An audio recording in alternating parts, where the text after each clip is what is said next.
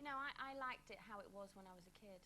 It is a myth, actually, that everyone thinks, you know, people who live up north are all in each other's houses all the time and they're all hanging out there washing and talking over the fence. But, you know, it does happen down south, you know. People do. I'm really, really good with my neighbours. I'm in there all the time. Bet they're pleased. But then I live... No, actually, I live next door to Pizza Express. Oh, fantastic. So I'm going there all the time, right next door.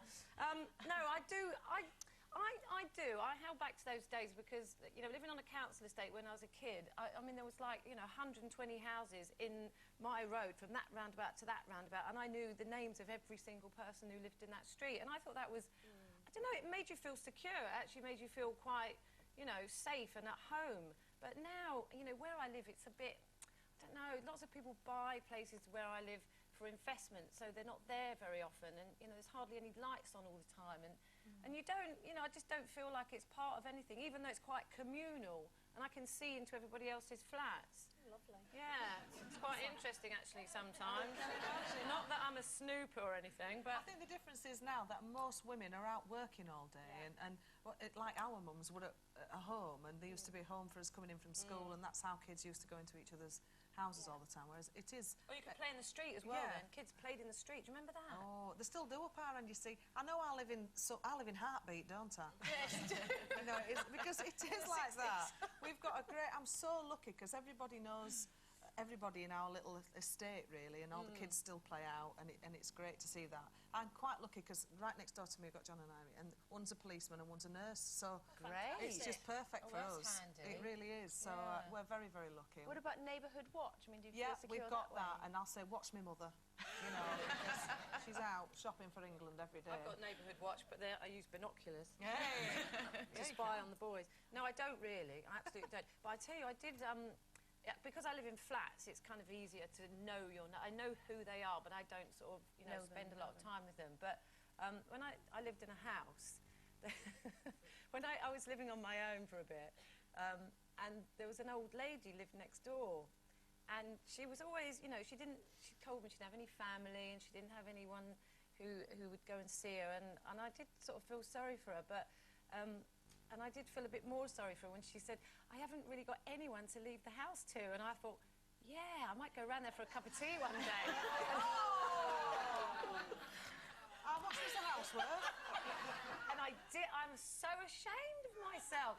And how much was it worth? Oh, God, millions. Was it? Yeah, millions. A whole house in a very, very posh part of North London. No, because I moved, so I kind of lost touch with her. But I wouldn't have, really, but it did cross my mind. I'm being very honest about that. And I did go next door and, like, sit and eat her Victoria sponge and everything, you know, to sort of, like, make friends with her. And I was thinking, yeah, I wonder... She's got no one to leave the house to. I'm like... I know, it was terrible. I know, it was really shocking. But, you know, at the same time, she didn't have anyone to go and see her. She didn't have any family. She didn't have any... And so, you know, I thought I was being quite nice. It wasn't just because of that. Well, she thought you were being nice, nice, and that's what it's called granny grooming. Is it? That's what you've been doing. She's a granny groomer. People go to prison for that, you know. No, all I'm saying is that it crossed my mind, but So you befriended her and made her feel really safe and secure, and she had a little friend, and then you moved away? Yeah. Well, I guess I did. That's I'm really afraid kind. so. Well, yes, I had...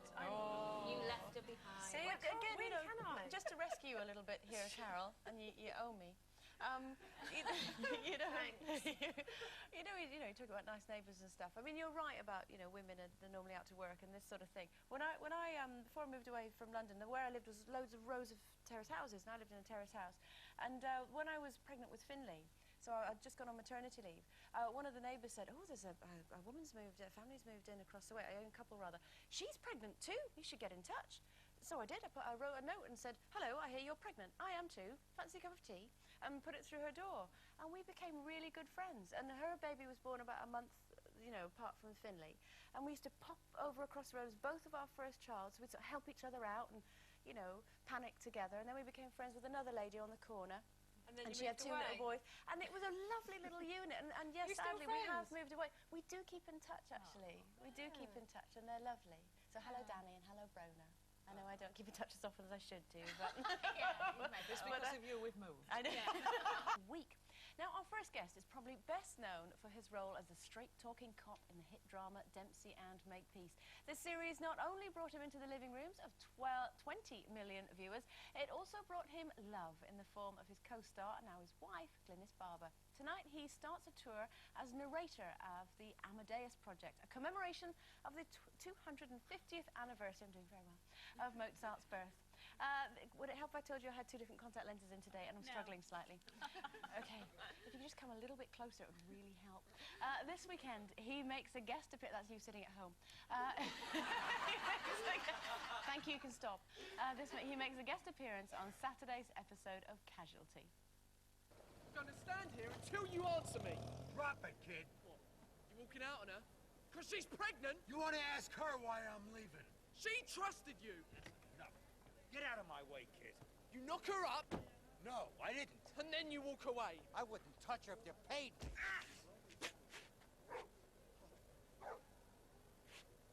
What'd you do? Huh? I'm sorry. You cut your hand? I didn't mean to. Come on. Ah. Oh, what have you done? Come on. Get off me. Will you please welcome Michael Brandon?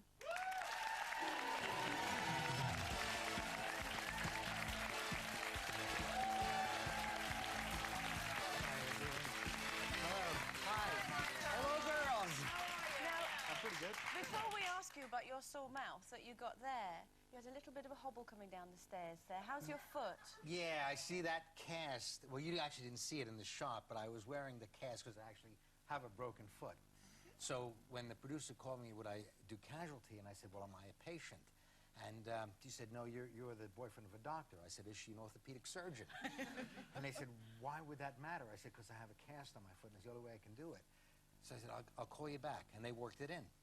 So what it's about is AIDS Awareness Day. It's December 1st, and the show is about this doctor and the blood that I was concerned about on this kid's Yeah. hand, and when he hit me in the mouth. So, you know, serious stuff. So how did you break the foot? I took my son sailing in the summer. Glynis was doing Emmerdale, so I wanted him to have some kind of holiday. So this tour I'm doing, the Amadeus Project, the Guy Barker's manager, John, owns this old wooden Turkish sailboat. So I took it for a week, and after 2 nights of like looking at the stars, it was the closest thing to camping. You know, it was sort of a great bonding Wobbly thing. camping. You know, it was just, you know, we were shooting stars, and you know, it was steady. It was pretty steady. And then the third night, you know, kids, all they want is internet and ice cream. So I went at the dock, right, in this little village. I stepped off the boat and cracked. Ouch. I mean, that was it. There was no, you know, they call it the dancer's break, 5th metatarsal. I think Wayne Rooney. Oh, And it takes forever. But I'm out of the boot today, and I think 2 more weeks You're going to be dancing. all right. Is today's the first day you managed to put a shoe on? Well, yeah, I put it on. I'm the whole city without the boot. I usually take the boot if I'm, you know, going to do anything, because I'm afraid to be around people. Sure, in case anyone steps on your foot. It's like a magnet, you know. It is. So Yeah, the live show, there's no dancing then for you? No, well, 1 foot dancing or chair dancing. I'm good at so. No, you're narrator, aren't you? Yes, okay. in Yeah. Amadeus, yes. Yeah. It's the, well, it's a takeoff of Mozart's Magic Flute. Only instead of Prince Tamino, it's Bobby Tamino, you know, who's a trumpet player from the Bronx. The music is phenomenal. The album is amazing. Guy Barker and these 15 musicians, they come around from all the world. They're the best jazz orchestra you So it's can jazz imagine. linked with Mozart. It's all jazz. It's just every concept of jazz. Guy wrote this, you know, this whole composition, and it's sort of like, you know, and sort of, if you can imagine yourself in a club, you know, it's like, I met this guy once, a trumpet player. He was playing for tips in a bar when I met him. You know, and the thing is, and it's like, so the bartender told me this guy had the best chops in the city, and he started, and it's just, you know, Guy and the rest of the band, it just takes